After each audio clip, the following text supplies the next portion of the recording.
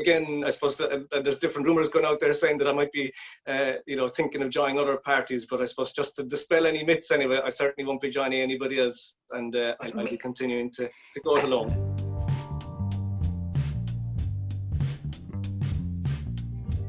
Hello and welcome to the Southern Star's Coronavirus Podcast. I'm the news editor Siobhan Cronin, and this week our featured interview is with former Sinn Féin councillor, since independent, Paul Hayes. And later on we will take a look at this week's newspaper.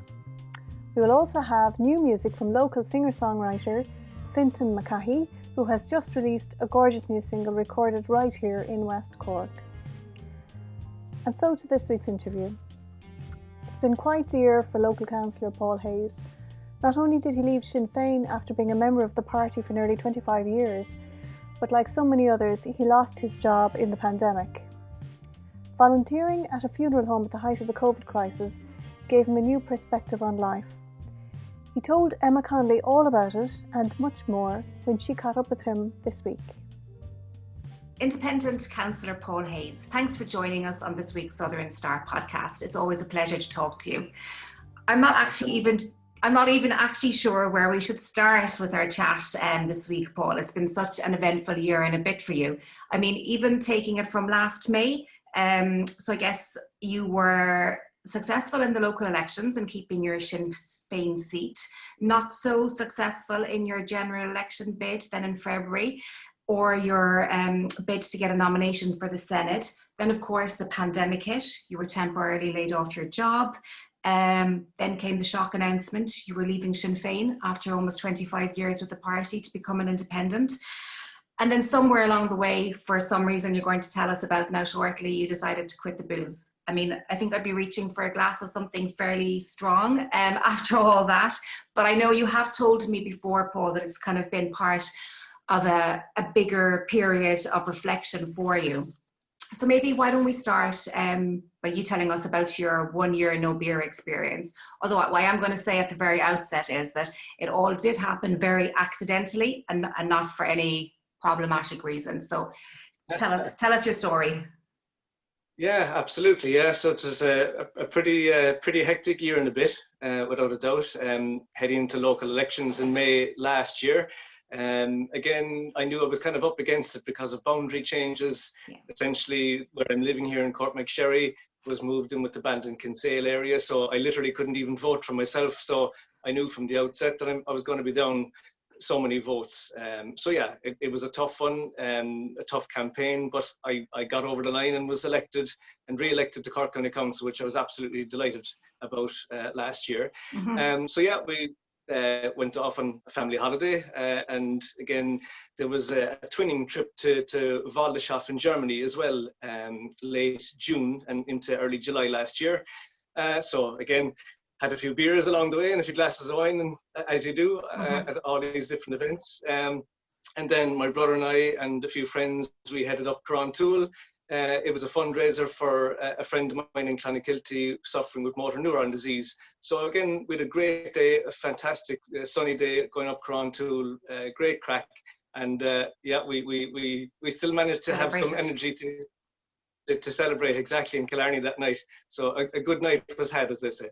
But yeah, again, the day after I returned home to Courtmac, and I think my brother was still enjoying a beer or two, so I sent him a picture of my first bottle of Heineken Zero beer, and I said, right, I'm taking a break after this, and that was the start of it, really. So yeah, 1 week turned into 2 weeks, and a month passed, and 2 months passed, and all of a sudden we're over a year. That's incredible, and because it was completely accidental. But I guess I know we chatted about this before, and you told me that pretty early on you started to feel the benefits of this regime. Yeah, absolutely. I suppose, look, I've been thinking about it for a while, and look, I kind of have a pretty hectic schedule as it is, you know, juggling family life and politics, work as a county councillor, and my day job then with Java Republic Coffee. So it's kind of hectic, and I suppose I'm kind of gone a lot of the time. And I found, especially at weekends or especially on Sundays, might be, you know, the only day that I could enjoy with family. And look, if I was after even a few pints the night before, I'd feel really groggy and just absolutely wasted then on Sunday, and I wouldn't feel like doing anything. And I suppose I felt myself, it was kind of unfair to the gang. I've 3 young children, and they're all pretty active, looking to do stuff. And look, I suppose I was kind of thrown on the couch, feeling sorry for myself more often than not. So I just felt I needed to change that. And as I said, within the first few weeks, I was going, this is good, and it kind of spurred me on to keep it going, really, because as I said, I had a lot more energy and felt I was really up for it, so it was great. Exactly. And then you were telling me that that kind of created a headspace for you to think about other things in your life, which ultimately was leaving Sinn Féin after your 25 years association with the party. Yeah, I guess, that amongst other things, I suppose leaving the party, I suppose, was a culmination of, I suppose, a lot of different issues I probably had. And yeah, again, I suppose, look, I was probably, I think, 5 candidates out of 42 that weren't elected in the general election. Look, we got a very good vote, quite respectable, almost 5,000 first preference votes. But I did feel that, seeing other candidates elected all over the country, that would be a bit more of a push and a bit more support and all of that, and more resources put into the campaign, that Cork South West would have possibly returned a Sinn Féin TD as well. So yeah, I was quite disappointed by all that, really. And was it that lack of support that kind of clinched your decision? Yeah, pretty much. Again, I just felt, not a personal thing as such, but I just felt like Cork South West wasn't on the radar of the party, and especially the straw that brought the camels back for me was not being supported for the Shannon nomination. I felt, and I made a good case as far as I was concerned, that if Cork South West was to return a party TD in the future, that a crack at the Shannon would have been a good stepping stone. But look, that wasn't supported, so I just said, look, time to call it a day, really, and to kind of cut loose and go my own way. Pretty brave decision. And are you still in touch with anybody with any of your previous colleagues in Sinn Féin, or have they made any efforts to woo you back or anything like that? Yeah, a few phone calls, I suppose. All parties have picked up the phone asking me to. Okay. And a few party members as well. Look, we're still on good terms with many of the members. Obviously, they're my friends from 25 years of being involved in the party, so that certainly hasn't changed at all. But no, look, again, I suppose that there's different rumours going out there saying that I might be, thinking of joining other parties. But I suppose just to dispel any myths, anyway, I certainly won't be joining anybody else, and I'll be continuing to go it alone. Yeah. Taoiseach Micheál Martin, obviously holidays in your village, your home village of Courtmacsherry. He wasn't trying to convince you to join his team. No, the local team did make contact, all right, just to see what my intentions might be. But right. Was that recently, just this summer? After my decision was made, exactly. But as I said, other parties would have been in touch as well, just to try and sound me out, I suppose, and see what my intentions were. But happy to plough my own furrow for the moment, anyway. So, I know. Yeah, and I suppose, just staying on the topic of politics and local politics, curious to hear your take on the coalition at the moment. Micheál Martin obviously under pressure, things not going his way for a whole load of reasons. We won't even mention Golfgate, but what's your opinion on it? Where to start? Yeah, look, I think it's quite shaky, to be honest with you. I think it's a coalition that really, wasn't probably meant to come together after the result of the general election. But I think probably Micheál Martin backed himself into a corner and felt that he couldn't pick up the phone to Mary Lou McDonald, even though I think party members on the ground were saying that they did have a problem, or most of them wouldn't have had a problem maybe going to a coalition with Sinn Féin or whatever. But I think it is quite wobbly. I think clearly some of the party members and ministers who should know better seem to be flouting all kinds of rules and regulations around COVID, and I just think it's I don't see it lasting very long, to be honest with you. I think whatever about COVID, I think, and the candidates may have to go canvassing via Zoom like this or something, but I don't think it's going to last a full term, to be honest with you. Yeah, certainly very rocky looking. And speaking of the pandemic there, I guess, Paul, you've had really quite a unique experience. You mentioned earlier you work for Java Republic, so you were laid off temporarily. How long were you off with them? Again, from March, before Patrick's weekend, like so many others in the hospitality side of things. Once lockdown came before Patrick's weekend, again, I suppose, look, many of our customers, they shut their doors. So again, it just wasn't possible to keep going. And yeah, I was off, I think, until the end of May, really. So yeah. Yeah, that's a good stretch. Break. Exactly. Yeah. But tell us about your experience where you volunteered at a local funeral home.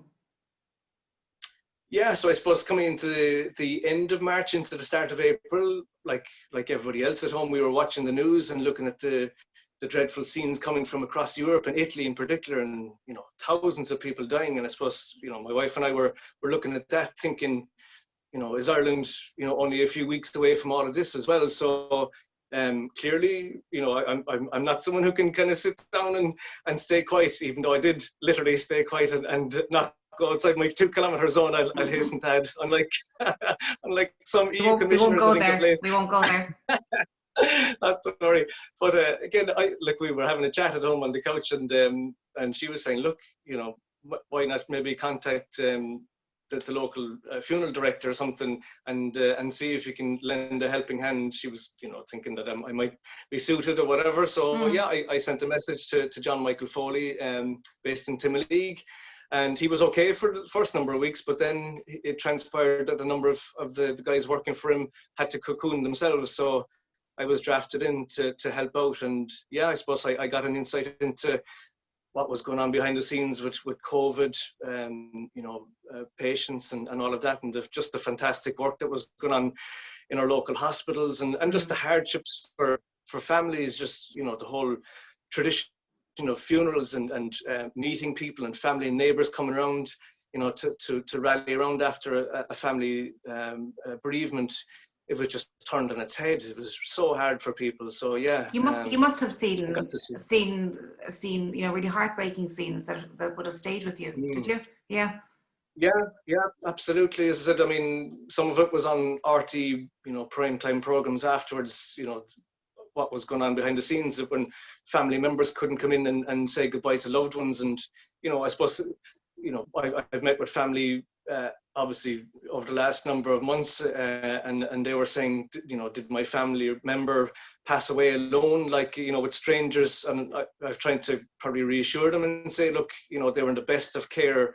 I was in the likes of Clonakilty Hospital, sadly, on a few occasions, but look, the staff, they were absolutely brilliant, and they were saying goodbye to their resident or to their patient as if it was their own mother or father. They really, really looked after them. So they were in the best of care up until they passed away. So I suppose I was able to maybe provide a little bit of reassurance to people that that they were in very good hands as they passed on. So an incredible gesture, Paul. I mean, really, I can't see many people even contemplating doing that. So I really think was a very powerful thing to do. And did it make you rethink? I mean, I don't want to sound corny or anything or cliche, but did it make you rethink any aspect of your life then? Yeah, I suppose again it kind of all fed into this whole whatever is probably going on. I don't know, the lads are laughing at me saying there's a midlife crisis or something, but I don't put the age is there now. But yeah, I suppose it kind of makes you think, for sure, that you're plodding along. And again, some of the funerals that I happened to be involved in, some people were in their 80s and into their 90s and had lived a full life, and but there was others then that were younger, and you're kind of going, geez, they would have been like me. They left for work in the morning, and all of a sudden, because of an accident or something, it was lights out, and you kind of you do think to yourself, kind of go, yeah, look, what am I doing? And you're trying to reevaluate things and prioritize things. So yeah, it all kind of fed into my thinking over the last year or so. So yeah, certainly part of it. big changes. And actually, one thing I meant to ask you when we were chatting about your quitting the beer and stuff was people's reaction to you. You know, the way a lot of people are uneasy or they're uncomfortable when they see people not enjoying a drink because it makes them think about their own drinking habits, and you know, they're afraid maybe of their behaviour and stuff like that. How did people react to you? Again, I suppose, yeah, like I know close friends would have been asking, you know, what's the story, or what's the real reason why you're giving up, or whatever. Yeah, they're kind of going, what are you after doing? That kind of thing. But no, again, I think even yourself, there's a little bit of self-conscious at the start. You know, you're going to the pub or whatever. I still enjoy going to the pub and all of that, and I will do when we can go to the pub properly again.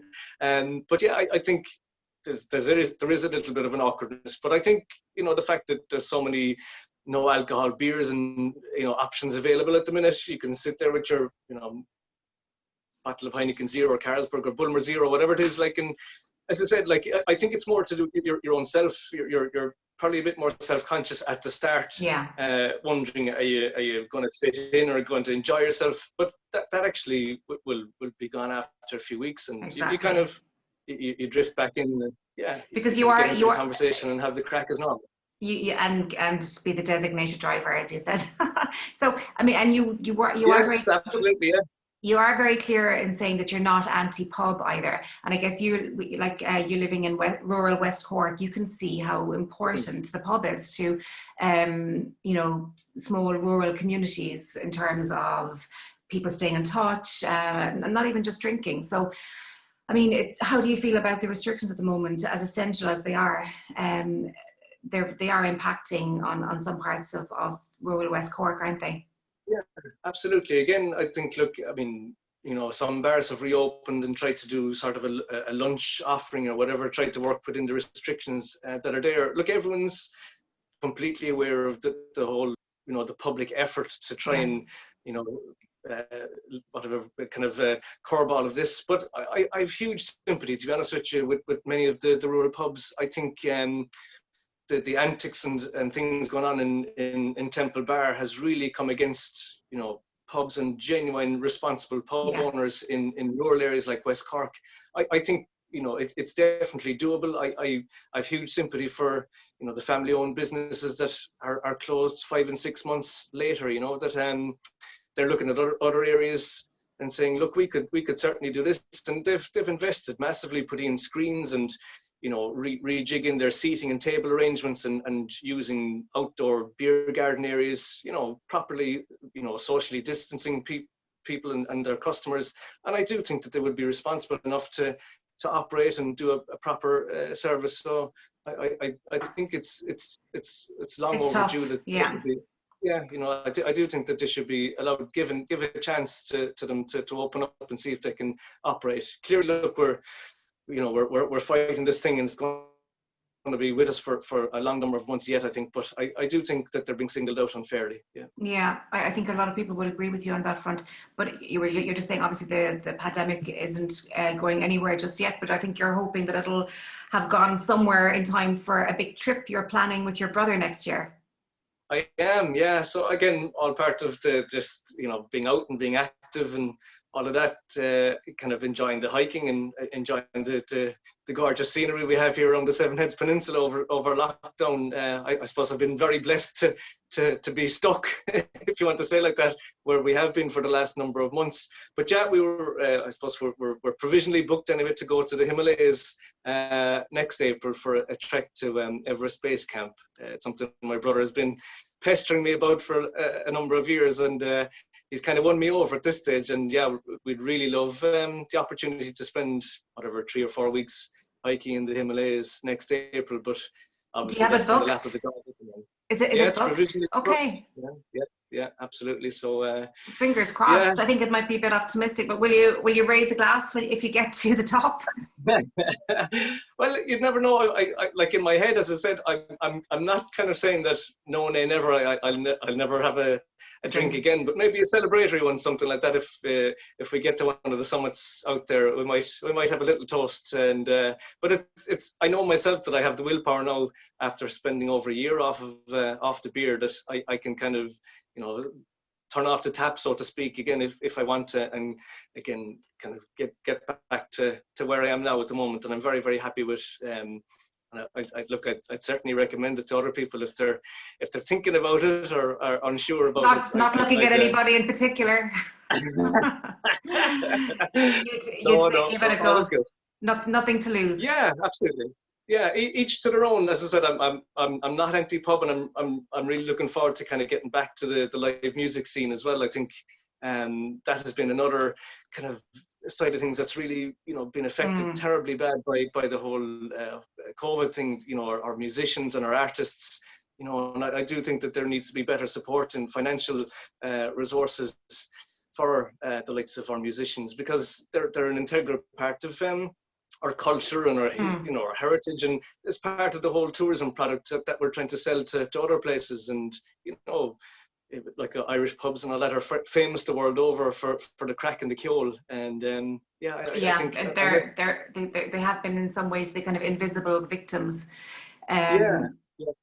So without support, I think that you know, some of them are in shaky ground. So I do think that's another aspect of things that needs support. But as I said, I may toast to everyone. Their good health, as I say.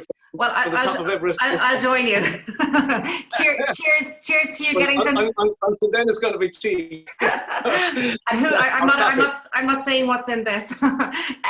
So we'll say three cheers to you getting to Nepal in April.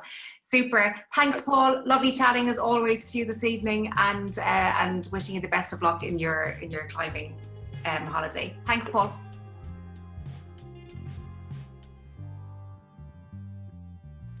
And so to this week's newspaper.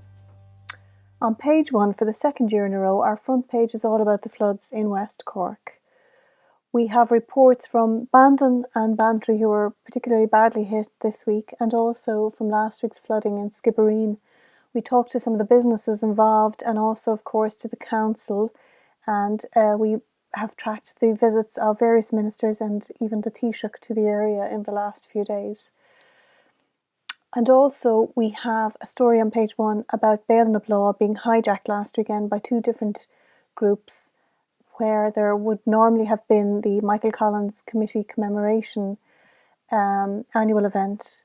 They had decided to postpone it this year because of COVID, but two other groups, the National Party and another nationalist party, had events there at the weekend. Now, at the first event there were 50 people, and at the second there were 100. And even though people did make complaints about that, the Garda Press Office told us this week that because the restrictions for 15 people outdoors are just guidelines and not regulations, there were no arrests could have been made on the day. So inside, our flooding coverage continues on pages 3, 4 and 5.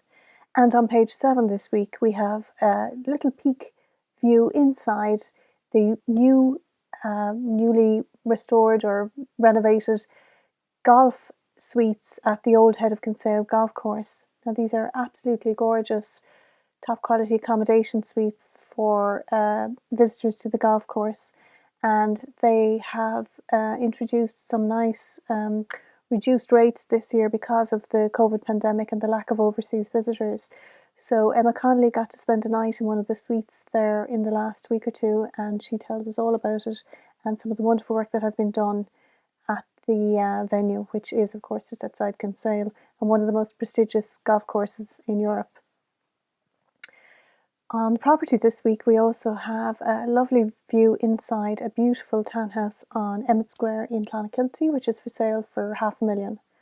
And on our farming pages, we're looking at the importance of the trade portfolio, which was held, of course, by Phil Hogan, and why certain interests in the farming community think that Ireland should really try to hold on to that portfolio as much as possible.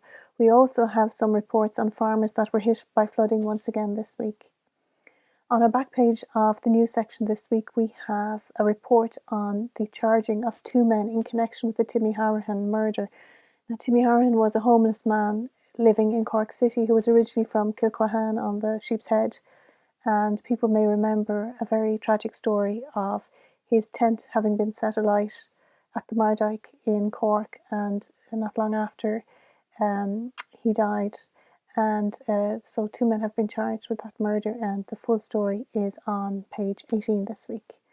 Paul Hayes features again this week on the front of the community section with an in-depth interview by Emma Connolly. And Emma's very popular COVID diary continues on the inside of our second section. In that section, we also have a nice piece on some back-to-school nutrition advice and what you should be doing in your garden this time of year. In our local notes section, we also have some really nice back-to-school pictures of first days in Timoleague National School and also in Castle Lack, and lots of other news packed into those pages. And on the back of that section, on page 36 this week, we have a flooding picture special. So don't forget, if you can't get to the shops, you can subscribe online by going to thesouthernstarTV and clicking on the e-paper tab, or call to the office, call on the phone to our office at 028 21200 for a postal copy to be sent out to you. So to this week's music.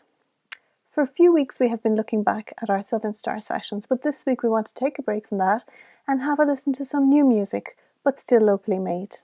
And in fact, this week's singer-songwriter, Fintan McKahey, did record a track with us last September in our Southern Star studio. But this time around, it's his latest release we're checking out. Fintan's gorgeous new track, Goodbye, features vocals from Ava Archibald, and the song was written and recorded in McKahey's studio in West Cork, where he is continuing his family legacy as the son of stump drummer Rob McKahey and the nephew of Cousteau singer Liam McKahey.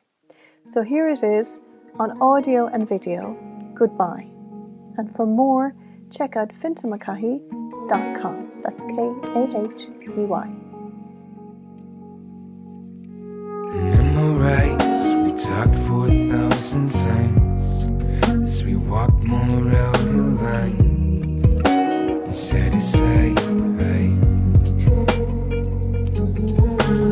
You collide with a movie in my mind. If I prove you wrong tonight, and you decide, right? And when they call you, and I find it easy to adore you. And why don't say goodbye? We could try for the last time. Maybe I was wrong, but I found it easier to fall for your lies. Don't say goodbye, we could try for the last time. You only want to ask him.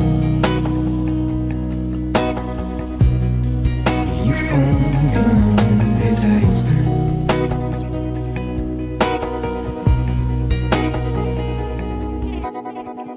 Thereafter, the one that never asked her, the one held the laughter. We get told that the past hurts.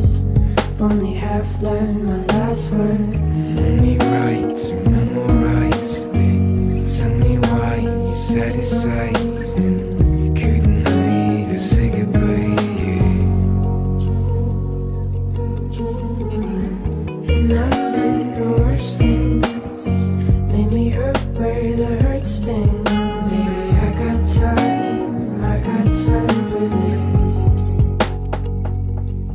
You bring me up, you bring me down. You said enough, I'm having doubts. You burn me out, and I don't know why I trade what I do. It's just something about you. And when they call you, and I find it easy to adore you. And why don't say goodbye? We could try for the last time. Maybe I was wrong, but I found it easier to fall for your lies. Don't say goodbye, we could try for